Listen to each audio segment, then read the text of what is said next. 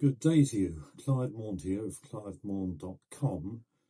This is a special update. The date is Sunday, the 12th of October. This is a special update because last week we had big news, late last week, when in retaliation for China restricting the export of rare earths and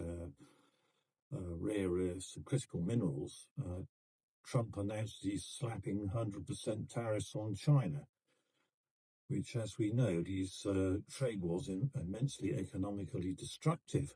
And just like they were in the 30s with the Smoot-Hawley tariffs and what followed on from that, which was the Great Depression. So now we're going to look at a range of charts. We'll start with the S&P500 chart and see how that responded to the tariffs. Well, the way it responded was that it broke down. It broke down from the uptrend in force from May with a big drop. It was a 2.7% drop. Now, this is a serious development. It could mark the start of the long-feared October crash, right? So you can see that on this 6-month chart for the S&P 500 index, where it broke down from that downtrend. Now, as a result of that, we'll move on to our next chart. As a result of that, or rather, in tandem with that, copper also broke heavily lower, which, as we know, copper has a predictive function with respect to the outlook for the world economy, and it broke down heavily on Friday, which is an implication that there may be a recession/depression looming. Now, as a result of this as well, or rather relating to this, I want to bring to your attention the fact that we've ridden this huge uptrend in the precious metals for the past several months and made huge profits.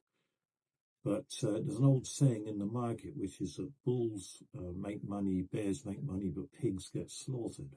Right now, if you look at this chart, what I want to bring to your attention, this is a gold chart going back 45 years, back to 1980, and it shows a gigantic cup and handle pattern with the handle of the handle of this huge formation itself being comprised of a lesser order cup and handle. Now, the thing I want to bring to your attention in particular is that gold has doubled since early last year. That's a big deal. It's doubled. And as a result of that, it's now at its most insane overbought extreme ever, which you can see on the bottom of the chart on the MACD indicator.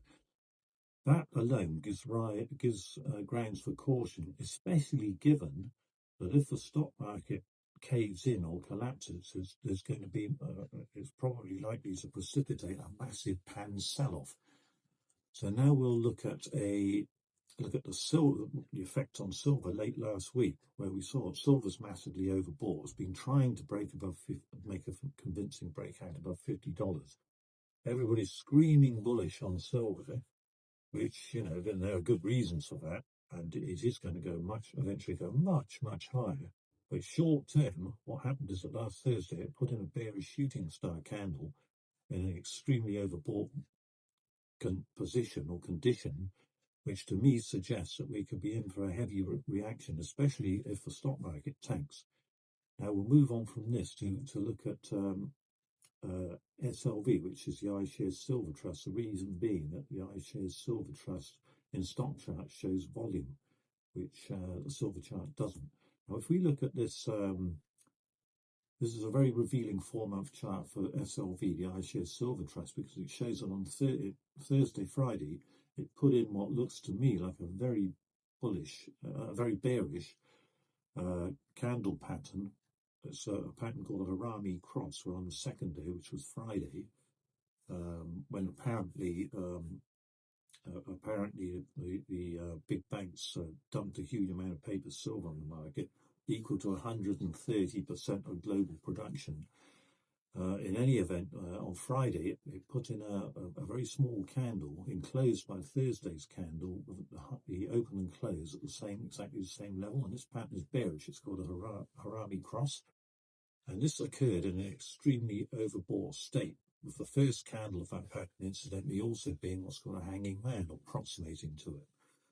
So we've got this potentially very bearish candle, and This that big candle on Thursday occurred on huge volume, and volume had been building up for weeks. So this suggests to me short-term burnout.